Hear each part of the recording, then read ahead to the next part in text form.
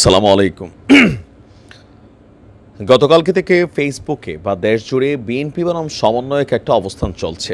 নাহিদ ইসলাম বলছিলেন যে ১/১১ সরকারের একটা ইঙ্গিত তিনি পাচ্ছেন।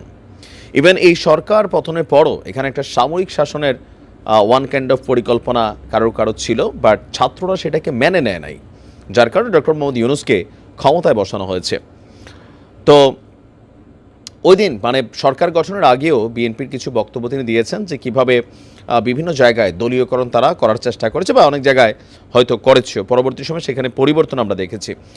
তো এরপরই সেনাপ্রধান নিয়ে বরাবরই বেগম খালেদা জিয়ার সাথে সর্বশেষ তিনি বাংলাদেশ ত্যাগ করার আগে ওনার একটা সর্বশেষ সাক্ষাৎ ছিল, যেটাকে অনেকেই একটা ইঙ্গিত ভাবছিলেন যে বিএনপির সাথে সেনাপ্রধানের একটা পজিটিভ সম্পর্ক তৈরির চেষ্টা, মানে নানান ধরনের বক্তব্য আছে। তো এর মাঝখানে গতকালকে থেকে যখন 1-11 সরকারের আলোচনা উঠছে, অন্তর্বর্তী সরকারের প্রশ্নটা আবার সামনে আসছে, ওই মুহূর্তে সেনাপ্রধান একটা আহ্বান জানিয়েছেন, তিনি বক্তব্য দিয়েছেন। এটাকে দুইভাবেই নেওয়া যায়, তো আমি সবসময় পজিটিভ মানুষ, পজিটিভলি নিচ্ছি। গতকালকে একটা প্রোগ্রাম ছিল, সেই প্রোগ্রামটাতে আমি প্রথমে বলি আমাদের সেনাপ্রধান তিনি একটা নতুন কি বলা হয় যে পদবি পেয়েছেন, বা এটাকে অনারই আমরা বলতে পারি। চট্টগ্রাম সেনানিবাসে দ্য ইস্ট বেঙ্গল রেজিমেন্ট, এই সেন্টারের শহীদ এম.আর. চৌধুরী প্যারেড গ্রাউন্ডে ইস্ট বেঙ্গল রেজিমেন্টের 17তম কর্নেল অব দ্য রেজিমেন্ট অভিষেক অনুষ্ঠানে তিনি সেখানে ছিলেন এবং তিনি একটা উপাধিও পেয়েছেন। আচ্ছা, তো সেই প্রোগ্রামে তিনি আপনার একটা বক্তব্য দিয়েছেন যে আমরা নিউজের হেডিংসটা হচ্ছে এরকম, প্রস্তুত থাকার আহ্বান জানালেন সেনাপ্রধান। কিসের জন্য? যে কোনো পরিস্থিতিকে মোকাবেলা করার জন্য, হতে পারে দেশি অথবা বিদেশি। বলছেন দেশের স্বার্থে যে কোনো ত্যাগ স্বীকার করতে প্রস্তুত থাকতে হবে সেনাবাহিনীর সব সদস্যদেরকে।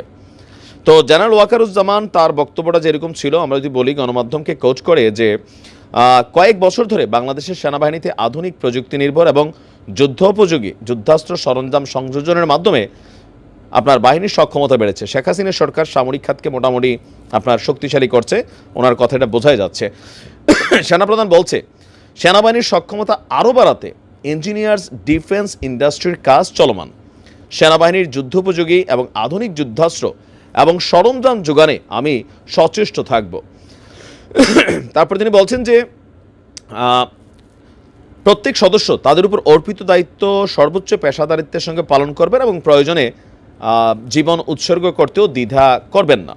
তো এখানে নানান বক্তব্য তিনি দিয়েছেন, দেশে বিদেশে আমাদের সেনা অফিসারদের অর্জন বা সর্বশেষ সরকার পরিস্থিতির সময়ও সেনাবাহিনীর যে বিশেষ ভূমিকা, সবগুলো এখানে আলোচনায় ছিল।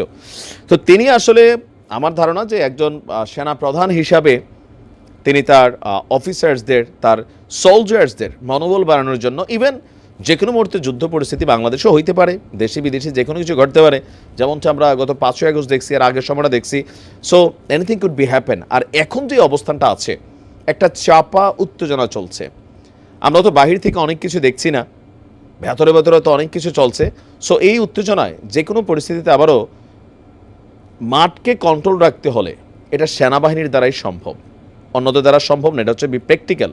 সো যদি দেশে আবারও কোনো জরুরি পরিস্থিতি তৈরি হয়, তাহলে কিন্তু এই দায়িত্বটা সেনাবাহিনীকে নিতে হবে। দেশে আসলে কি ঘটছে, বিএনপি ভাবছে যে এই সরকার তলে তলে একটা কিংস পার্টি তৈরি করছে। তো বিএনপির ভাবনাকে অনেকে জায়েজ মনে করছেন এই কারণেই যে বৈষম্য বিরোধী আন্দোলন এবং জাতীয় নাগরিক কমিটি মিলা ফেব্রুয়ারিতে রাজনৈতিক দল আনবে। তো এই দুইটা দল কারা? এই দুইটা দলই হচ্ছে আমাদের এই ডক্টর মোহাম্মদ ইউনূস সরকারের নিয়োগদাতা, বা ডক্টর মোহাম্মদ ইউনূস তরুণদের উপর নির্ভর করেন। তিনি আন্তর্জাতিক ফোরামেও বলছেন যে আমি তরুণদের বলছি যে তোমরা পুরনোদের ফলো করো না, আমরা অনেক কিছু করতে পারি নাই, তোমরা নতুনের মতো না আগাও। আবার মেজর ডালিম বলতেছে তোমরা আগায় যাও, আমি আছি, বিপ্লবকে আরও করতে হবে। আমরা স্পষ্ট যেটা দেখতে পাচ্ছি, আওয়ামী লীগ শূন্য মাঠে বিএনপি বনাম সমন্বয়ক বা বৈষম্য বিরোধী বলেন, জাতীয় নাগরিক কমিটি বলেন, একটা আভ্যন্তরীণ দ্বন্দ্বের প্রকাশ। সো এই দুইটা শক্তি যদি সংঘর্ষে লাগে, একটা অস্থিতিশীল পরিবেশ তৈরি হবে, রক্তক্ষয়ী সংঘর্ষ হবে, তখন সেনাবাহিনীকে আবারও হয়তো মাঠে ওইভাবেই নামতে হবে। তো সব কিছু মিলিয়ে সেনাবাহিনীকে প্রস্তুত থাকতে হবে, সেটাই বাস্তব। তো দেখা যাক কী হয়। ভালো থাকুন।